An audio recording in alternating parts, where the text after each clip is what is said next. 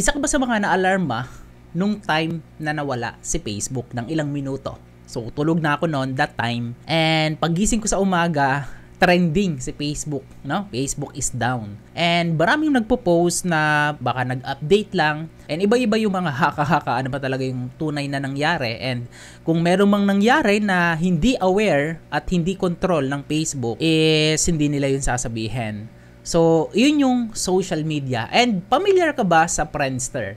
Okay? Friendster, ito yung unang social media na nagkaroon ako. Pero hindi ako naging active noon kasi that time, college ako noon, bibihira kaming maka-access sa internet. Kanina, habang nag-scroll ako sa newsfeed sa Facebook, no, meron akong nakitang post. So, makikita mo, sabi niya, babalik daw ang Friendster. So, ang ginawa ko, nag-check agad ako sa Google and I type friendster.com. And makikita mo, lumabas nga na real yung nasa screenshot dun sa post. 'Di ba? So, friendster.com. Bringing it back to the people. So, ito yung sikat na sikat dati nung wala pa si Facebook. So, ngayon, anong possibility na mangyari? Ibig sabihin, may posibilidad na babalik nga si Friendster. But, at the end of the day, lahat ng mga social media na yan na ginagamit natin is hindi natin yung control and wala tayong capability na angkinin yung mga platform na to. Kasi nga, nakikigamit lang tayo. That's social media. Okay? So, YouTube, Facebook, Friendster, just in case na makabalik, TikTok, and so on. So, ngayon, kaya ko to share sa'yo kasi nga, ang topic na pag-uusapan natin dito sa video na to is related pagdating sa business and meron tayong i-review kilalang influencer, content creator sa YouTube. Walang iba kundi si Mr. Beast. And bago tayo magsimula, magpapakilala muna ako sa iyo. My name is Jay Gregorio. Nakabase ako dito sa Cavite. Dati kong OFW.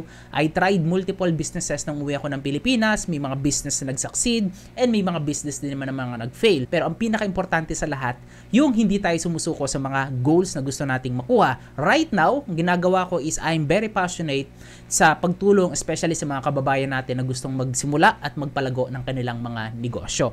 So dito sa ipapakita ko sa iyo na demo is gaano ka-importante yung merong kang home on the internet. Hindi ito yung Facebook, Friendster, kung just in case nandiyan na yan, TikTok, YouTube, or kung anumang social media yan.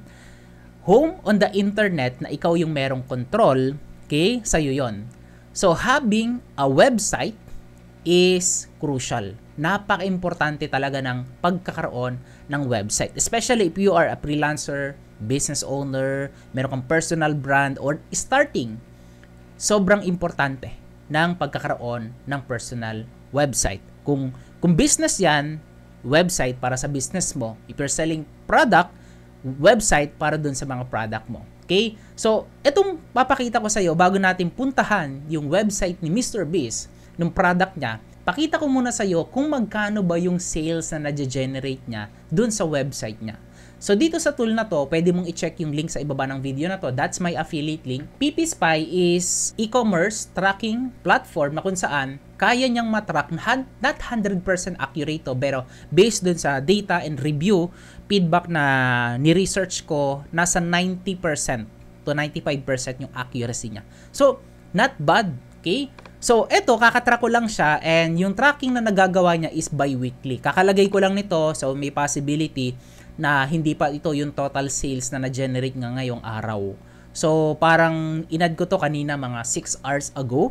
So, 6 hours ago, ito na yung na-generate niya na sales dito sa kanyang store, Peace Table UK.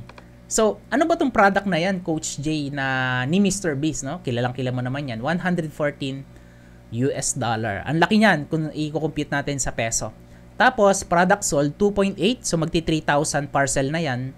Tapos, ito is, bayad ka agad to. Wala silang COD dito. So, tingnan natin yung website niya. Puntahan natin to. Ayan, para makita mo ano ba yung product ni Mr. Beast. Ito yung product niya, guys. Okay? Si Mr. Beast, kumikita yan ng malaki sa YouTube. And based dun sa mga napanood kong podcast and interview ni Mr. Beast, ang goal niya talaga is kumita ng malaki sa YouTube niya. And lahat ng kikitain niya, sabi niya is, goal niya is to bring it back dun sa mga audience niya, sa mga followers niya. So, galing ng idea, guys. Kumbaga, yung audience niya, syempre, pag nanood ka ng YouTube videos ni Mr. Beast, di ba, nanood ka kahit hindi ka mag-skip ng ads, still na monetize yun. Kumikita si Mr. Beast doon ng YouTube. And then, ginagawa niya is binabalik niya yon sa mga content na ginagawa niya. Kaya meron siyang mga pa-contest, kung ano-ano, meron siyang mga charity, may mga tinutulungan siya. So, nakita mo yung strategy ni Mr. Beast, wala siya talaga na ginagastos doon sa mga content niya. Okay, yung kita na pumapasok dun sa mga content niya is ibinabalik lang niya. So, parang cash flow lang, di ba? So, ganun lang yung, pero, on the back end, si Mr. Beast, matalino yan. Negosyante yan. Entrepreneur si Mr. Beast. So, kumikita siya ng malaki dun sa mga product and sponsorship na nag-o-offer sa kanya. Hindi ko alam kung magkano yung per sponsorship kay Mr. Beast, pero I believe malaki yan. $1 million per sponsor dyan kay Mr. Beast. Malaki, malaki. So, ito yung isang product niya. And ito yung madalas na pinopromote niya, yung Mr. Beast, yung Peace Tables. So, parang Hershey's na chocolate. And syempre may tinapay din yan, peanut and chocolate bar para may idea ka. So, ito pinapakita ko naman. So, yung pinakita ko sa'yo kanina is ito yan. So, less than 1 day, meron na siyang 114,000. Okay? I-compute na lang natin to sa peso. Ayan, meron tayong calculator times 55. How much? 6.2 million, right? Okay, 6.2 million. Ngayong araw, yung sales ni Mr. Beast dito. And alam mo ba, kung hindi ako nagkakamali, si Mr. Beast, yung time na nilaunch niya yung Shopify store niya dito sa online, nung nilaunch niya yung product niya, I believe si Mr. Beast yung nakapag-break ng record na pinakamalaking sales, okay, sa history ng Shopify. Kumunti ka na mag-down ng Shopify. Kasi alam mo naman, influence si Mr. Beast, ilang million yan. I believe mag-300 million subscribers na rin yan sa kanyang main channel. Main channel, ang dami niyang channel. Ganun ka-powerful yung influence ni Mr. Beast. So, ngayon, ang pag-uusapan natin, ipapakita ko sa iyo kung anong ginawang strategy ni Mr. Beast sa product niya. And bibigyan din kita ng tip and mga advice na pwede mong ma-model. So ngayon, nandito na tayo sa website. Okay? Hindi pa ito yung main website, but siguro bago tayo pumunta dun sa main website, meron pa siyang isang website. So, yun naman is para sa US. So here, peacetables.com. Ayan, dito kasi hindi na sila nagbebenta sa website na to. So, ang ginawa ni Mr. Beast sa main site niya, peacetables.com, is ayan pa contest, I believe for lead generation to. Ayan, click nga natin. Enter now. Okay, upload. Ayan, parang yun nga, lead generation to. Ayan, grabe ang talino ni Mr. Beast. So, bibili ka and then meron ka ng entry. So, okay din tong idea na to. Galing nito, lalo na pag brand ka. Ayan yan. Available siya, I believe, sa Amazon. Available din siya sa Target. Ayan. So, nandito yung mga store niya. So, check natin dito. Ito kasi parang store locator. Pero nakita ko kanina, nasa target.com and then nasa Amazon din yung Peace Table. Pero hindi kasi yun yung pag-uusapan natin.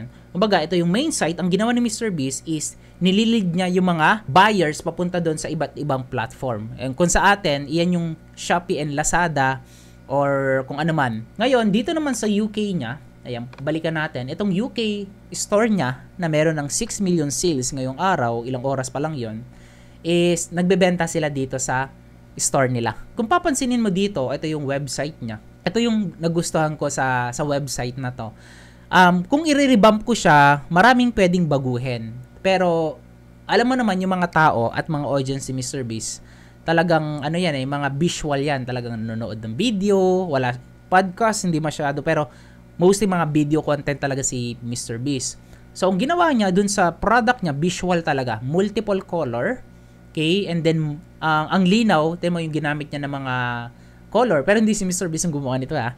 Team niya ang gumawa niyan. Eh, meron siyang team para dyan. Tapos, ito nagustuhan ko, yung call to action. Okay? So, ito ginamit ko na rin to, guys. Pwede nyo rin siyang gamitin. And sabi ko nga, tip to sa inyo.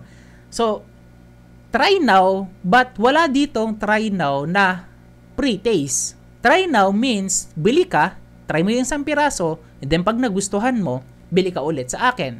So, nandun na yung repurchase, no? Retention. Try now. New? Ayan. So, new flavor. So, ipa-flash dyan sa main website yung mga new flavor. Parang naka-showcase dyan sa main site mo pa lang. Okay? So, parang slideshow lang to. Slider. Tapos, itong nagustuhan ko, gumagalaw siya. Tapos, yung mga naka-underline is clickable. Okay? Balikan natin yan mamaya. Okay. So, available na din siya sa mga parang sa atin, 7-Eleven yan. Ayan. So, nabibili na din siya sa mga iba't ibang store sa UK. Try our favorite flavors. Okay. Parang ito yung mga best seller nila. Sweet and savory, crunchy, smooth. Okay. So, ngayon, i-click natin tong Shop Now. And then, mapupunta tayo sa product page. So, product page, dito ka. Ayan. So, medyo matagal lang mag-load. Okay, ano to? Win?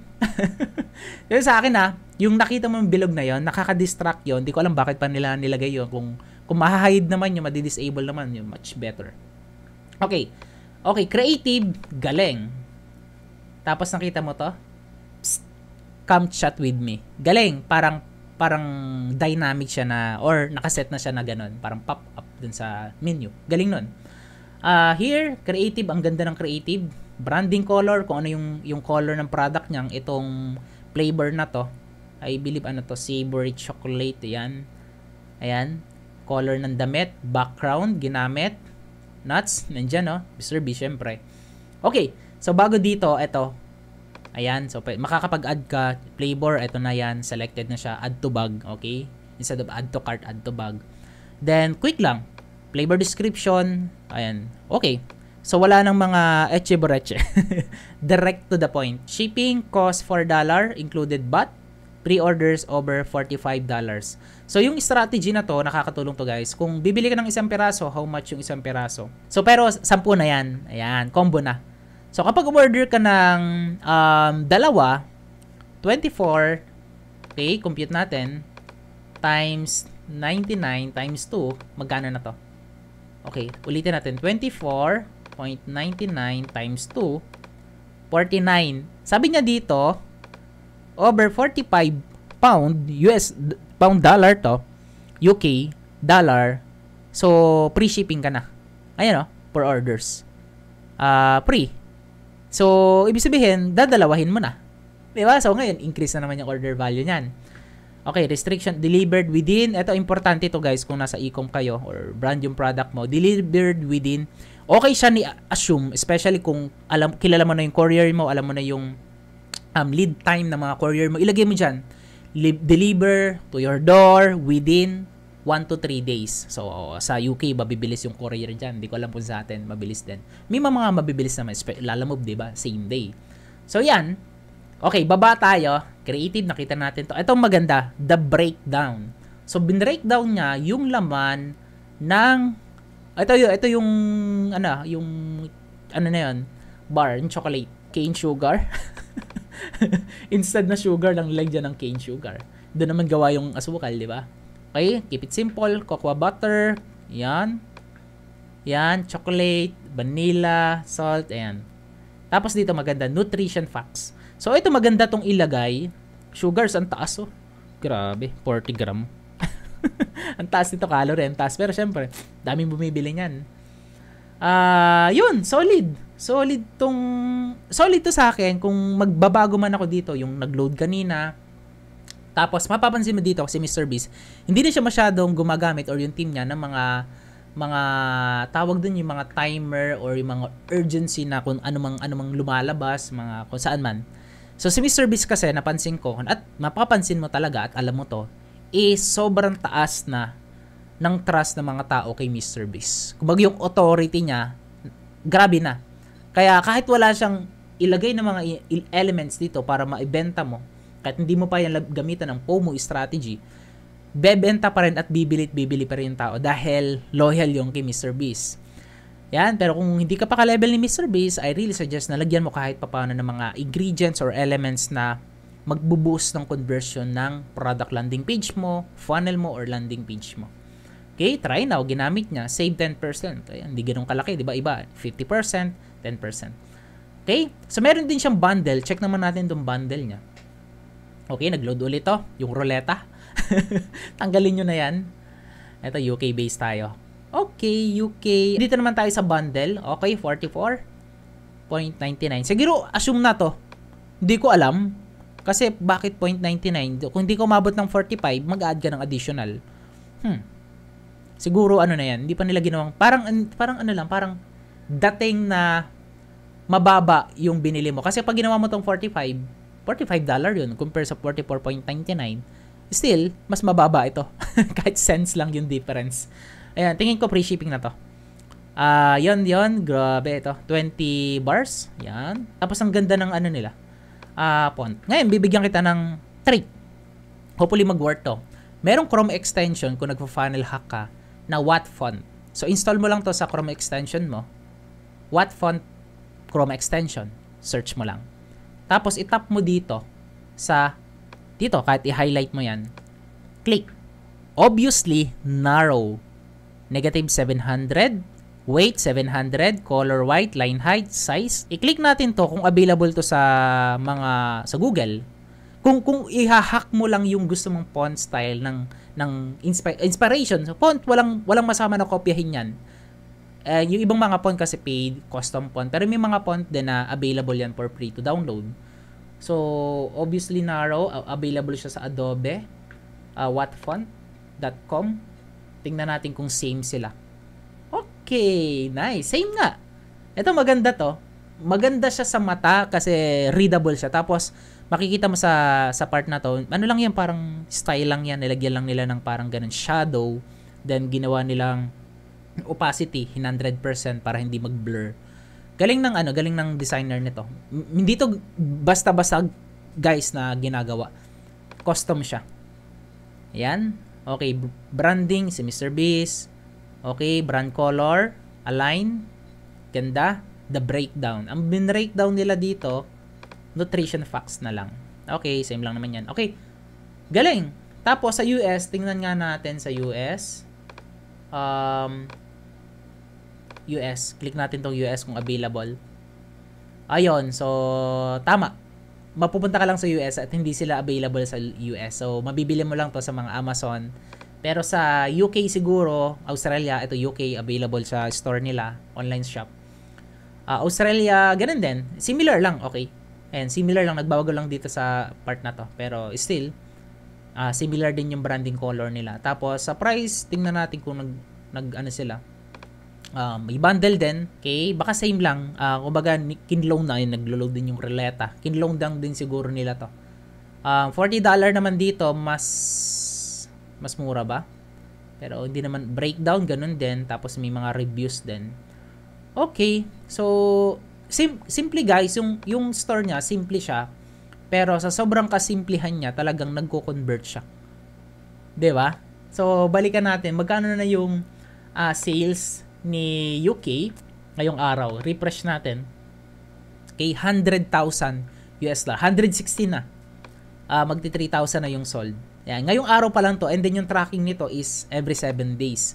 So, kakatrack ko lang kasi sa kanya. So, mamaya, mga after 24 hours, possible madoble yung sales niyan.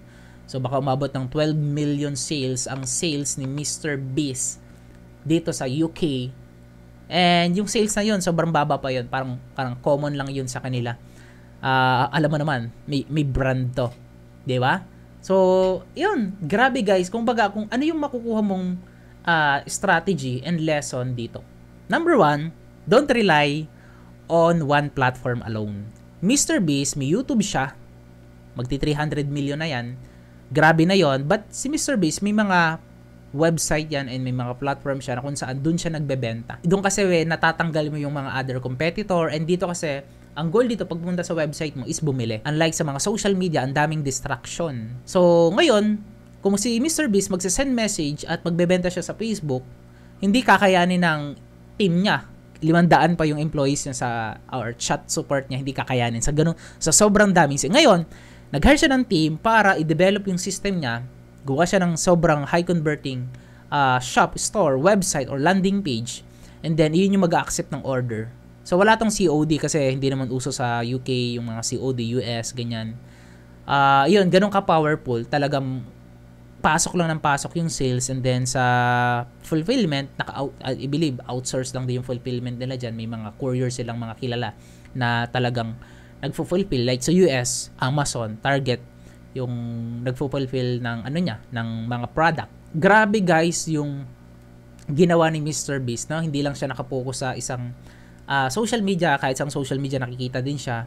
Pero umisip sila ng parang paano ma-monetize yung audience ni Mr. Beast. And talagang sinusuportahan siya. Imaginein mo na lang, okay? Sa sobrang dami niyang subscribers, ilan dyan araw-araw yung bumibili. Siguro pinakamahina nila sa isang store, mga 10 million a day. So bukod pa sa Amazon, papakita ko sa iyo guys, eto. Available siya sa Amazon. Ito siya. Ito yung Amazon store ni Mr. Beast. Tapos, ayun siya. Siyempre, ito yung mga product niya. Click natin to. Ayan o. Ratings. Grabe.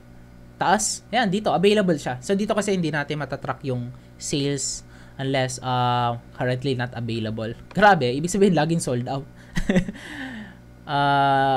Not available na naman. Ang daming sold out. Ayan. Ayan. Grabe. Amazon, baka di kinakaya ng supply. So, ganun ka-powerful guys. So, don't rely on one platform alone. Having a website, having a social media, Facebook, YouTube, Friendster soon, di ba? Babalik na.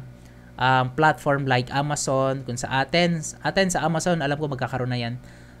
Shopee, Lazada, or TikTok, yan. Okay, kumbaga, kailangan mong maging omnipresence. Pero kung ako, tatanungin mo, okay yung omnipresence.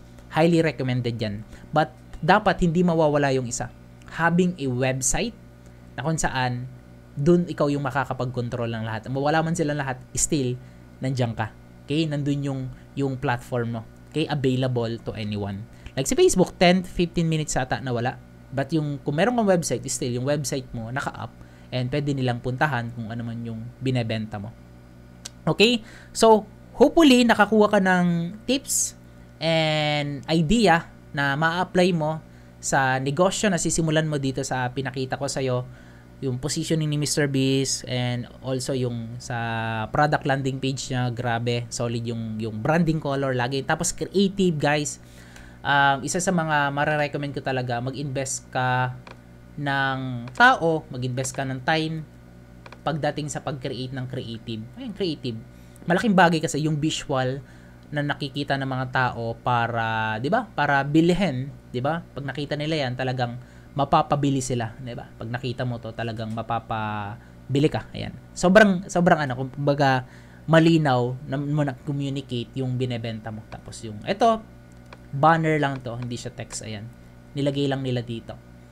Alright, so 'yun. Hopefully, nakakuha ka ng idea, and kung marami ka natutunan, let me know sa ibaba ng video na to, and huwag mo kalimutan na i-like yung video na to, mag-subscribe so you will get notified sa mga next upcoming videos na i-upload natin dito sa ating channel pagdating sa business, sales, and marketing, and so on. So once again, this is Coach J. Make today a better than yesterday. Keep safe, and I will see you on the next one.